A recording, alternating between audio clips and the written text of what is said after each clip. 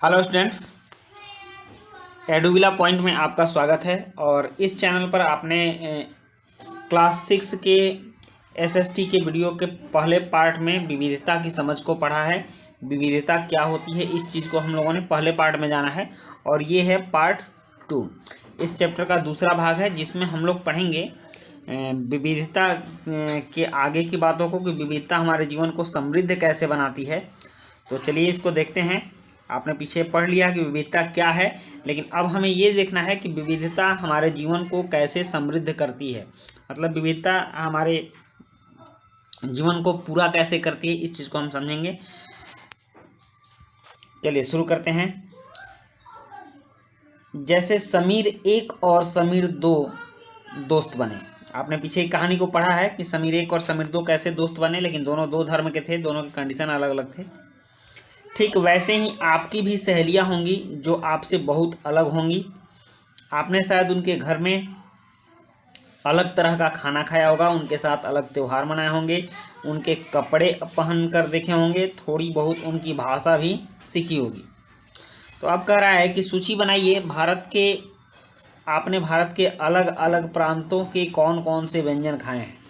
अपनी मातृभाषा के अलावा उन भाषाओं की सूची बनाइए जिनके आप कुछ शब्द जानती हैं। तो हम लोग देखते हैं कि हम लोग उत्तरी भारत में रहते हैं, लेकिन दक्षिण भारत के व्यंजन मसाला डोसा खाते हैं, इडली खाते हैं, ओके। और समुद्र किनारे जो लोग सी फूड खाते हैं उसको भी हम लोग खाते हैं। तो इस तरह से हमारे देश में जो विविधता है उस विविधता को हम लोग अपने ज़िंदगी में ला करके अपने आप को समृद्ध बना लेते हैं। अब देखिए खाने का ही रिवाज है, तो दक्षिण भारत के खाना को हमने जब अपना लिया तो वो कुछ विशेष हो गया। उसके बाद पहनावे हैं, तो पहनावे दक्षिण भारत के लोग लुंगी पहनते हैं, हमारे यहाँ के पैंट शर्ट पहनते हैं। तो इस तरह से कभी कभी लुंगी हम लोग पहन लेते हैं, वो लोग पैंट शर्ट पहन लेते हैं। तो इस तरह से हमारा जीवन समृद्ध होता जा रहा है। हमारा रहन सहन भी समृद्ध होता है, क्योंकि हमारे पास पहनने के ऑप्शन बढ़ जाते हैं, खाने के ऑप्शन बढ़ जाते हैं। तो इस तरह से विविधता हमें समृद्ध भी बनाती है, हमें भरा पूरा भी बनाती है। आपको शायद तरह तरह के जानवरों, रानियों, साहसिक घटनाओं या भूतों की कहानियां पसंद होगी। संभव है कि आपको खुद कहानी बनाना भी पसंद होगा। बहुत ऐसे लोग भी होते हैं जो अपनी कहानी बना लेते हैं या कहानी लिखते हैं। एक अच्छी कहानी पढ़ने से हमेशा खुशी मिलती है, उसको पढ़कर और ज़्यादा कहानियाँ बनाने के लिए नए नए विचार मिलते हैं। जो लोग कहानियाँ लिखते हैं वे विभिन्न स्रोतों, किताबों, वास्तविक जीवन और कल्पना से प्रेरणा लेते हैं। मतलब कल्पना करते हैं और कहीं कहीं से कुछ सुनकर समझकर तब जाकर कहानी लिखते हैं। कुछ लोग जंगल के जानवरों के नज़दीक रहे और उन्होंने जानवरों की दोस्ती और लड़ाइयों के बारे में कहानियाँ लिखी। कुछ अन्य लोगों ने राजा रानियों के वृतांत पढ़कर प्यार और सम्मान के किस्से लिखे। कुछ ने अपने बचपन की यादों में गोते लगाए। स्कूल और दोस्तों की मधुर यादों से निकलकर कुछ साहस की कहानियां लिखी। कल्पना कीजिए जिनकी कहानियां आपने सुनी या पढ़ी उन सभी कहानीकारों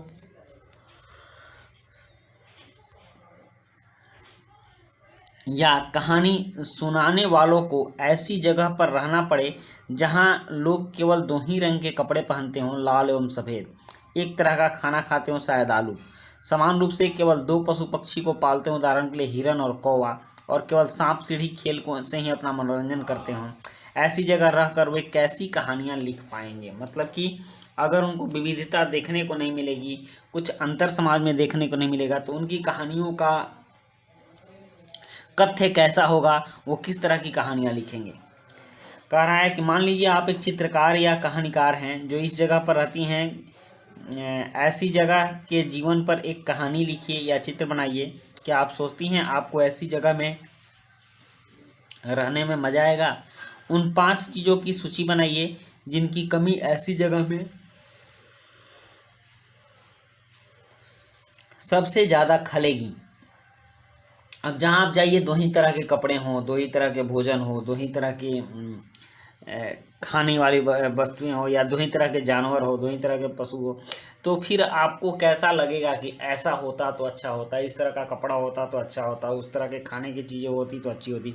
तो तब आपको ये एहसास होगा कि हम लोग जो तरह तरह के खाना खाते हैं, तरह तरह के कपड़े पहनते हैं, तरह तरह की पशु पक्षियाँ रखते हैं, यह विविधता हमारे देश को कितना समृद्ध बनाती है, हमको कितना समृद्ध बनाती है, भरा पूरा बनाती है। इस चीज़ की एहसास तब होगी जब आप उस चीज़ की कमियों वाले जगह में जाएंगे, या आपको एहसास दिलाने की कोशिश की जा रही है कि आप किस तरह से उन कमियों को महसूस करेंगे कि यह पहले होता था, अब हमारे जीवन में नहीं है, रहता तो कितना अच्छा होता। अब कह रहा है भारत में विविधता। भारत विविधताओं का देश है।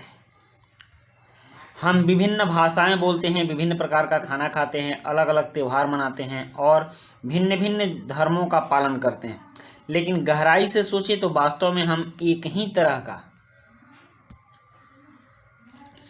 तरह की चीज़ें करते हैं और केवल हमारे करने के तरीके अलग अलग हैं। तो चलिए देखते हैं, यहाँ एक चार्ट दिया गया है, इस चार्ट में क्या करना है। हाँ, कह रहा है भारत में लोग विविध तरीकों से नीचे लिखे काम करते हैं।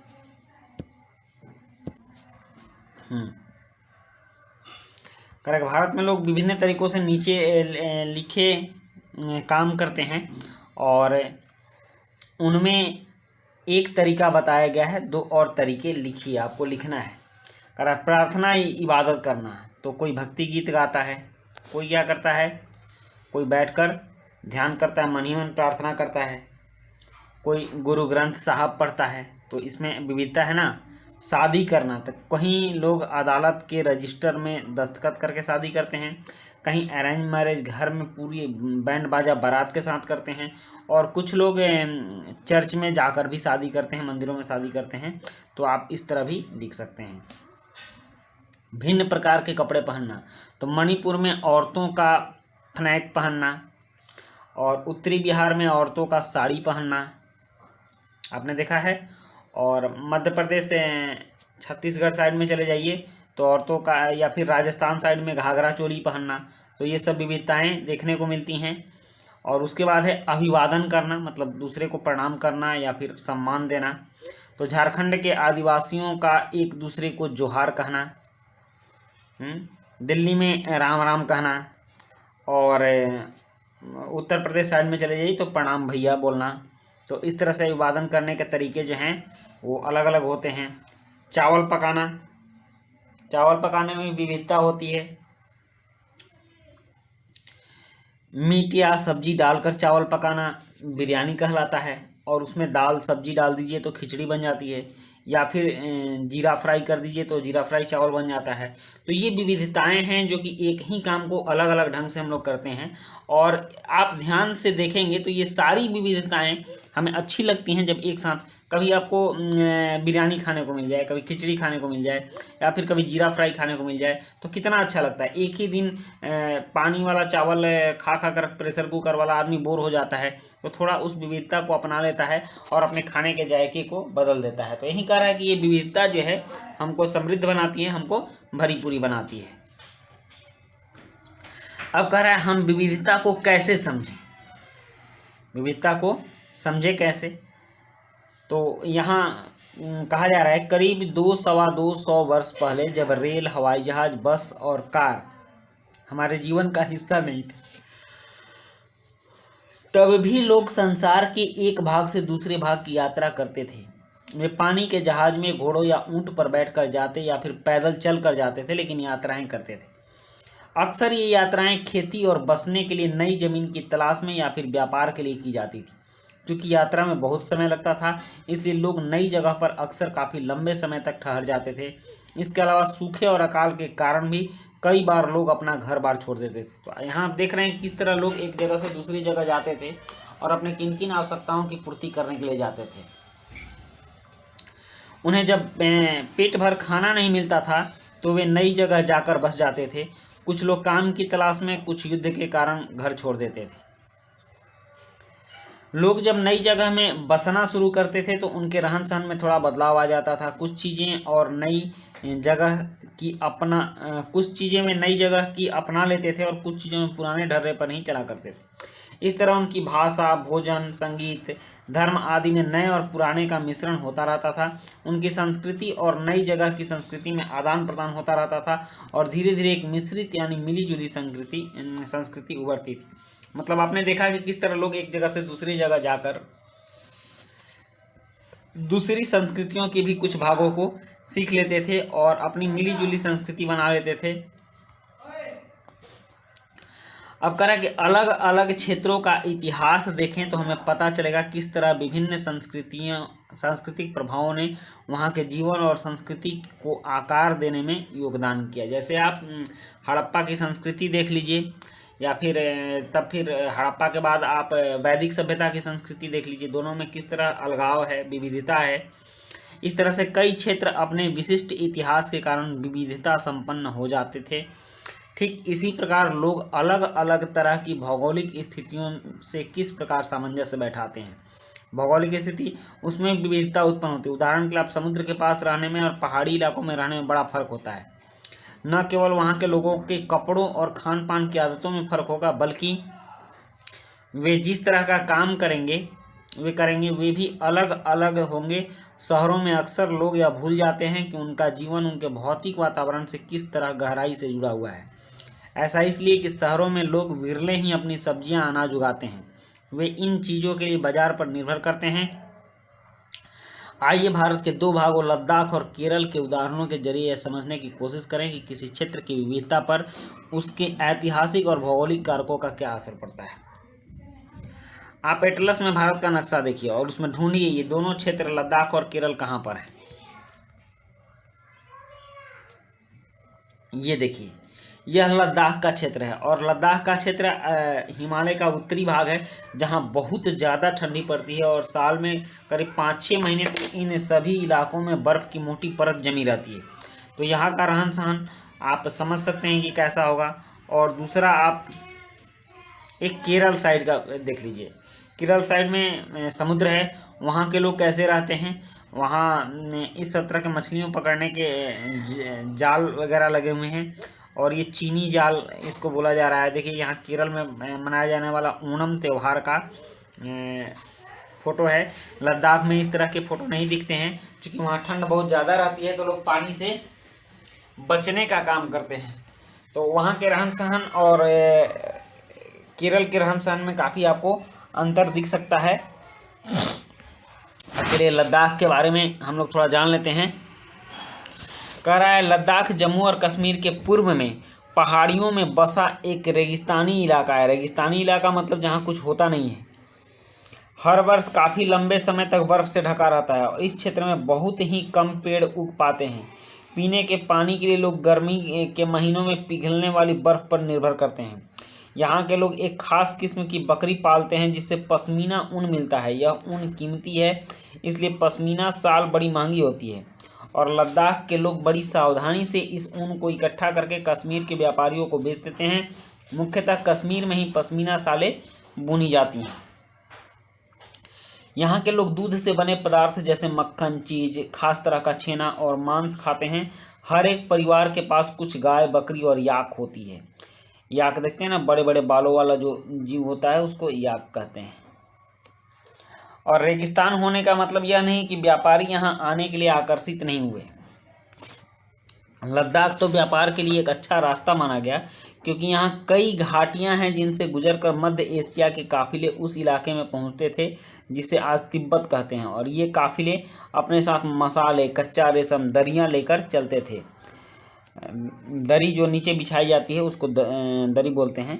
लद्दाख के रास्ते ही बौद्ध धर्म तिब्बत पहुंचा और लद्दाख को छोटा तिब्बत भी कहते हैं। करीब 400 साल पहले यहाँ पर लोगों का इस्लाम धर्म से परिचय हुआ और यहाँ अच्छी खासी संख्या में मुसलमान रहते हैं। लद्दाख में गानों और कविताओं का बहुत ही समृद्ध मौखिक संग्रह है। मौखिक संग्रह मतलब मुँह से गाने वाले लोग हैं। और तिब्बत का ग्रंथ केसर सागा लद्दाख में काफ़ी प्रचलित है। उसके स्थानीय रूप को मुसलमान और बौद्ध दोनों ही लोग गाते हैं और उस पर नाटक खेलते हैं। वहीं चलिए केरल की समझ को कुछ देख लेते हैं। केरल में क्या क्या होता है। केरल भारत के दक्षिणी पश्चिमी कोने में, भारत का जो आप मैप देखिएगा, इस तरह का जो भारत का मैप है,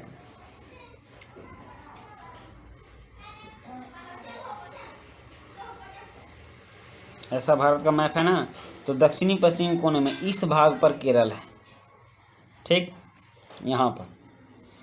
तो हाँ, बसा हुआ है और यह एक तरफ समुद्र से घिरा हुआ है और दूसरी तरफ पहाड़ियों से।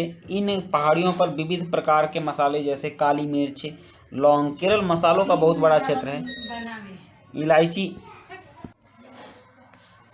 इन मसालों के कारण यह क्षेत्र व्यापारियों के लिए बहुत ही आकर्षक बना और सबसे पहले अरबी एवं यहूदी व्यापारी केरल आए, अरब से आए थे और यहूदी लोग भी आए, बाद में पुर्तगाल के व्यापारी भी आए थे। आपने जाना है कि किस तरह वास्को डी गामा भारत आया था और केरल के कालीकट बंदरगाह पर आया था। ईसा मसीह के धर्म दूत संत थॉमस लगभग 2000 साल पहले यहाँ आए और भारत में ईसाई धर्म लाने का श्रेय उन्हीं को माना जाता है। अरब से कई व्यापारी यहाँ आकर बस गए। इब्न बतूता ने जो करीब 700 साल पहले यहाँ आए अपने यात्रा वृत्तांत में मुसलमानों के जीवन का विवरण लिखा और मुसलमान समुदाय की यहाँ बड़ी इज्जत थी। उन्होंने लिखा है, वास्को डी गामा पानी के जहाज़ से यहाँ पहुँचे तो पुर्तगालियों ने यूरोप के भारत का समुद्री रास्ता जाना, मतलब समुद्र के माध्यम से भारत कैसे पहुंचा जा सकता है, इस रास्ता का खोज वास्को डी गामा ने किया। और इन सभी ऐतिहासिक प्रभावों के कारण केरल के लोग विभिन्न धर्मों का पालन करते हैं, जिनमें यहूदी भी हैं, इस्लाम धर्म के हैं, ईसाई, हिंदू एवं बौद्ध धर्म शामिल है। चीन के व्यापारी भी केरल आए। यहाँ पर मछली पकड़ने के लिए जो जाल इस्तेमाल किए जाते हैं वो चीनी जालों से हूबहू मिलते हैं और इन्हें चीना विला कहते हैं।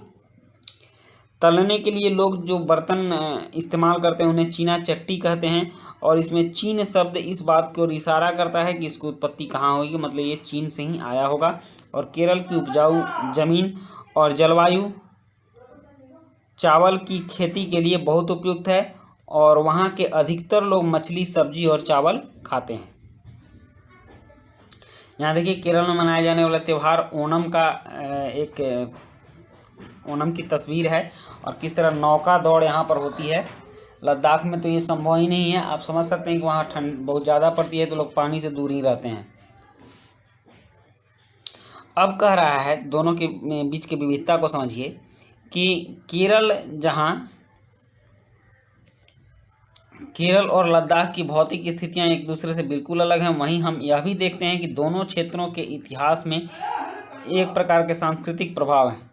दोनों ही क्षेत्रों को चीन और अरब से आने वाले व्यापारियों ने प्रभावित किया। जहां केरल की भौगोलिक स्थिति ने मसालों की खेती संभव बनाई, वहीं लद्दाख की भौतिक विशेष स्थिति और ऊन ने व्यापारियों को अपनी ओर खींचा।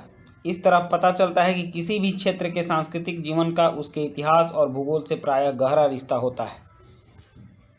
विविध संस्कृतियों का प्रभाव केवल बीते हुए कल की बात नहीं है,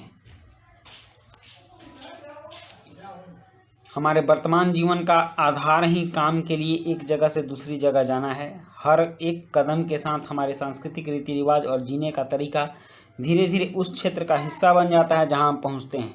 ठीक इसी तरह अपने अड़ोस पड़ोस और अलग अलग समुदायों के लोगों के साथ रहते हैं। अपने रोज़मर्रा के जीवन में हम मिलजुल कर काम करते हैं और एक दूसरे के रीति रिवाज और परंपराओं में घुल मिल जाते हैं। इसके कहने का मतलब ये है कि हम लोग हमेशा अपने देश के अंतर को समझते हैं और सब मिला जुला कर चलते हैं और अपनी आवश्यकताओं के लिए सारी विविधताओं को हम अपने आप में समेटे रहते हैं, जिससे कि हम समृद्ध होते हैं और हमारे पास रहन सहन के बहुत सारे ऑप्शंस होते हैं, खाने के ऑप्शंस होते हैं, पहनने के ऑप्शंस होते हैं। तो ये सब हमारे देश की विविधता के कारण ही संभव है। भारत के स्वतंत्रता संग्राम में आप लोगों ने देखा होगा कि अलग अलग परिवेशों के लोग शामिल थे और उन्होंने एकजुट होकर आंदोलन किया, इकट्ठे जेल गए और अंग्रेज़ों का अलग अलग तरीक़ों से विरोध किया। अंग्रेज़ों ने सोचा था कि वे भारत के लोगों में फूट डाल सकते हैं, लेकिन